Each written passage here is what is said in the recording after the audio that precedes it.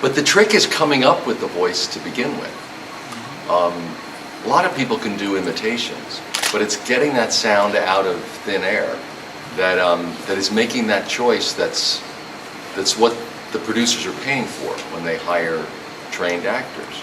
Because most producers and directors, they don't really know what they're looking for. You go in, they don't give you any direction at all.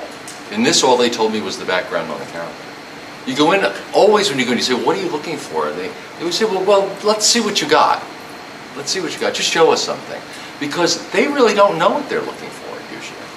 They're waiting for it to walk through the door. And so a lot of the getting a role, sort of 80% of getting a role is making the right choice when you come into the audition. And I just happened to make the right choice that day. There are, I'm sure, dozens of other actors who could have played that role, who just didn't happen to make the right choice when they went in for the reading. And they weren't getting direction from anybody. And that's true of almost anything you see. There are always a number of actors who are just as good who could play a role, but they may not have just made the right choice the day of the audition, so they didn't get it. So 80% of it is just making the right decision on the right choice that day and coming up with that sound.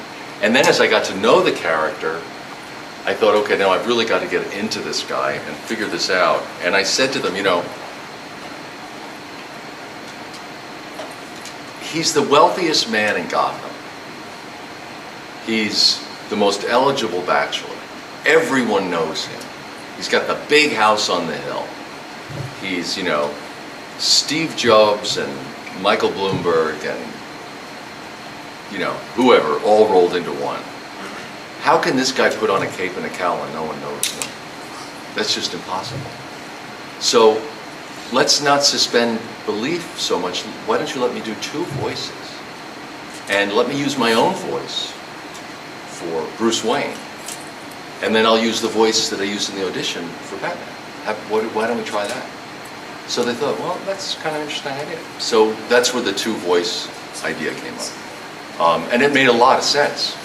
And then we did like the first 6 episodes, and then they, you know, things evolve organically. Any kind of artistic endeavor evolves organically. So in animation, you record the show first, like a radio play. You're all in the room together and you're recording from a script. And then they take those recordings and they send them to the artists. And then they paint to the recordings. So we have the first input, really. Then the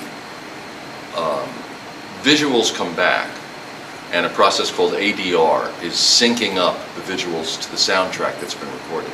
And there's always extra mouth flaps that they painted in, or not enough mouth flaps. And so then you've got to sort of doctor the script a little bit to fit what the artists have actually created. And then it gets on the air. So there's a 6-month period between recording before you ever see anything. And then there's another few months before it actually gets on the air. So during that 6 months, we were recording shows. And then they started seeing the artwork coming back, and it was much darker. Because, you know, as you know, the show's painted on a black background, which was the first time that was done. So it was very noir. There was a very film noir feel to it. It was a full symphony orchestra. It was hand-painted cells in Korea. So they doubled the budget on this show that they usually spent on a half-hour show, and it looked. That's why the show looked so rich, is because they invested in it, and it's why we're all here 22 years later, is because it was so good.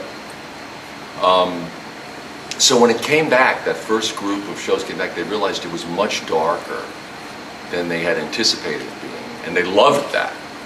But that the voice I had been using for Bruce Wayne, which is sort of like the voice I'm using right now, was very, you know, kind of charming guy, you know, just me, was a little too light. It just seemed too funny. I was actually using a lot of humor. I was doing things, a lot of sarcasm. He had a real sarcastic edge to him, which I thought was great to contrast to the Batman character. And it was, but it didn't work in this noir, dark, world that they created. So I actually had to go back and re-record the first like 6 episodes, just the Bruce Wayne voice, just to tone him down, to make him closer to the Batman voice. Because they liked the distinction idea, but it just had to be very subtle.